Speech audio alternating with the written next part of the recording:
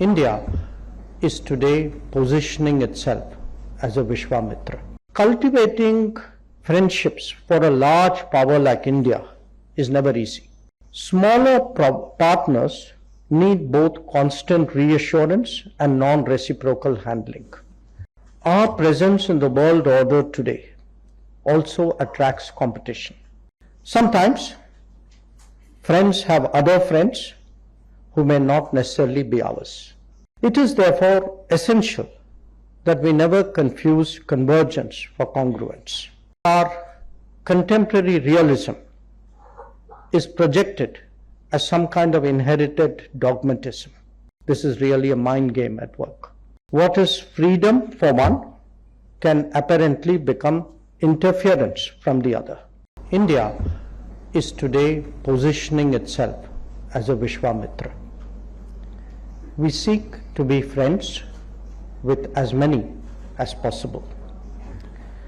This obviously generates goodwill and positivity towards us. It is reflected in the growing contribution we make to global good, and indeed in the closer engagement with the international community. In some ways, this is diplomacy 101. You could even say common sense. If you look deeper, there are cultural and historical factors at work as well, including the fact that we are not a dogmatic civilization. There is a capability aspect as well, which accounts for the self-confidence with which we approach the world. Now, because we are friendly, does this automatically mean that we have many friends? Certainly, as this book demonstrates, the metrics of evaluating relationships make a very powerful case that these have progressed very significantly in India, for India.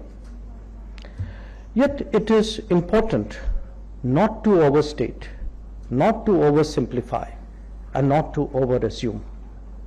Life is more complicated than that.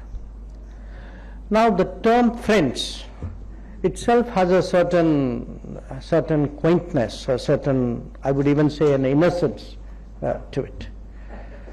The truth is that relationships develop when interests intersect or at least converge. Undoubtedly, sentiment and values do play a part, but not when divorced from interests. This is the story of each one of the ties that Professor Sriram Chaulia has examined.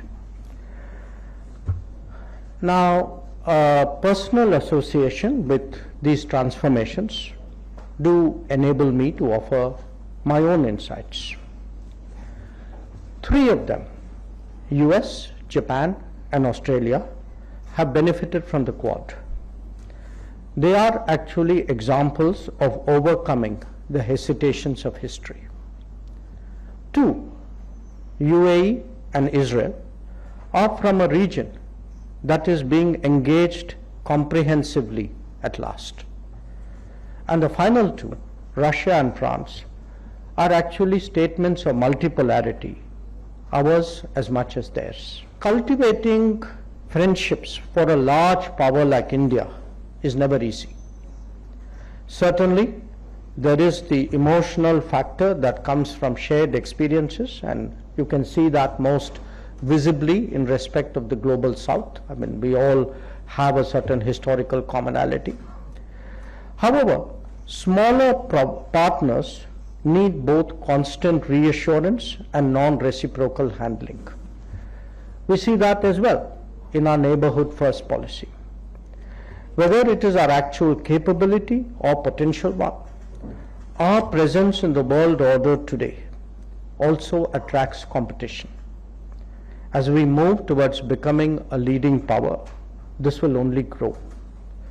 Even friendships will not be without some hedging.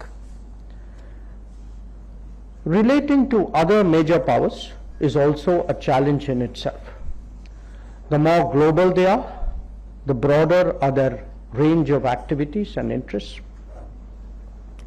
Some may converge more, some less so, and at times, in fact, some may even diverge. Sometimes friends have other friends who may not necessarily be ours. They may, for example, reflect the dilemmas of the old order and the new. It is therefore essential that we never confuse convergence for congruence. Friendships are also not exclusive, particularly so in a multipolar world.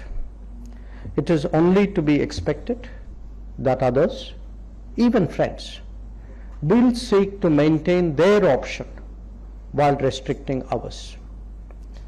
You will from time to time hear that our contemporary realism is projected as some kind of inherited dogmatism. Believe me, this is really a mind game at work. Some friends may also be more complicated than others. They may not always share the same culture of mutual respect or ethos of diplomatic etiquette. We have from time to time seen comments on our domestic issues accompanied by a professed desire to have honest conversations. However, the same courtesies are rarely accorded to the other side. What is freedom for one can apparently become interference from the other. The fact is that sensitivities like sovereignty and territorial integrity will always be a factor in evaluating partners.